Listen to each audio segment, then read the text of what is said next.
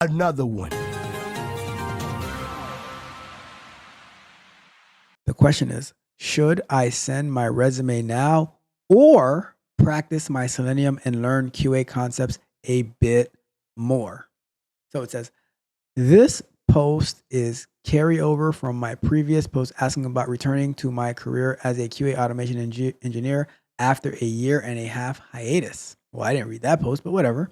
Just to provide context, I have 3 years of work experience in this field. So get the out of here. Are you telling me that you had 3 years of experience and then you took a year and a half hiatus? You don't deserve to come back, to be honest with you. I didn't read the previous post, but you don't deserve to come back.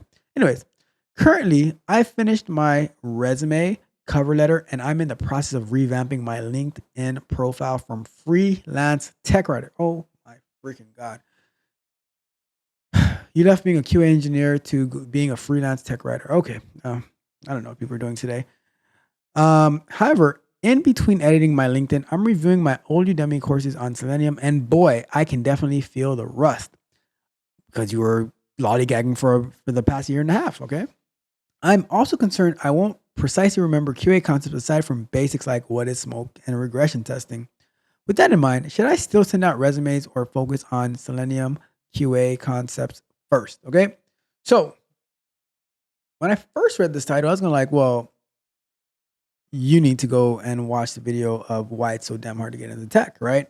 But it turns out you do have some type of experience, although it was a year and a half ago when you were, and then you went to lollygag being a freelance tech writer, right?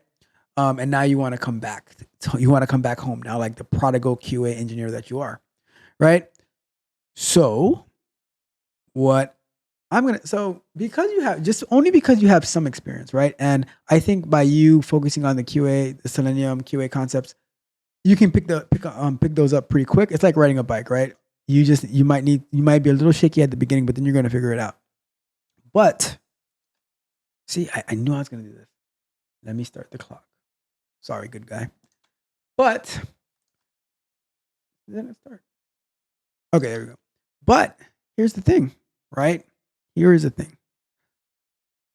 You need to continuously enhance your skills, right? That's why I do the coffee and kata Mondays, Wednesdays, and Fridays, 3 days in the morning. Wake up early, and the only reason I don't do it on Thursdays and on Tuesdays and Thursdays is because I have a jujitsu class at 6:30 in the morning. So I'm already waking my mind up by figuring out that algorithm, right, and figuring out that how to get around that. You know, somebody trying to choke you or kill you. Shout out to Zach, right? And you know, we we always need to be practicing, right? In the book The Clean Coder, right, Robert C. Martin talks about professionalism in the engineering industry, right? And what does professionalism mean? Well, it's his belief that you should be putting an extra 15 to 20 hours a week outside of your regular job into practicing and to get better. I don't believe that the workplace is where you should be experimenting and necessarily learning. Like you will learn stuff on the job, but that shouldn't be your primary learning ground. You should be spending time outside of work so that you can refine your skills, get better, right? If it's your craft, then you should be passionate about it and have it to be a good representation, right? So that's how I see that. And I think that you in your position you could apply, but why does it have to be one or the other? I mean, you're freelance anyways. You make your schedule. Why can't you spend like an hour applying and then you spend 5 to 7 hours focusing on the QA concepts and Selenium and stuff like that? Now, while you're at it, you should focus on API testing, learning more about Playwright, learning more about Cypress, learning more about load testing. You know, there's so much more that you could do. So why I don't understand the question. Why is it in either or? It should be a both. I'm gonna apply. when I was looking for another role, another position back in January of 2023, I had my whole calendar set up. Okay, I'm gonna be applying from this time to that time. When an interview came in, it's on the calendar. And I'm gonna be applying from that time to that time. Between this time and this time, I'm gonna be working on machine learning. I'm gonna be working on um, Python, on like learning Python, on full stack development. All like I had a very structured thing. And guess what? Learning Python makes me better QA engineer. Learning how to do full stack development for like web, HTML, CSS, Node, JavaScript, all that makes me a better QA engineer. Everything that I do makes me better at my craft, right? And like doing jujitsu makes me a better QA engineer, right? Breaking down like, okay, what went wrong? How do I prevent that from happening? Being able to think in real time, being able to pivot and stuff like that, right?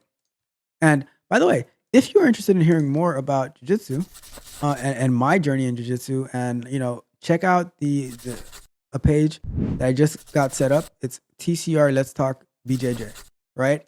And you can check that out. You can get some additional jujitsu information if that's what you're interested in. I'm going to put jujitsu content on that channel, and then this one is going to be more of the technical stuff, but we might reference it every now and then. But when I do stuff about jujitsu, it's going to be on that channel, right? But the point is that you need to practice. You don't practice in battle. You don't learn in battle.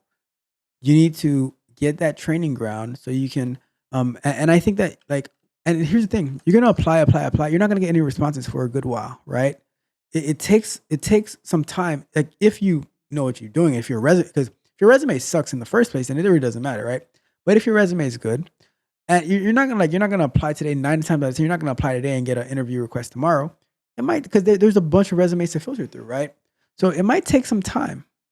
So that's why I'd say spend about an hour applying, and then spend about 6 to 8 hours working, learning, enhancing your skills. Get familiar with AWS. Get familiar with CI/CD tools like TeamCity, Jenkins, Circle CI, which is Circle CI I do want to get into, right? But those are the things that you have to do to help you level up. All right? It's not a either or, it's a both. All right? You have to do both if you want to win, okay? So, that is that question. Let's wrap that one up.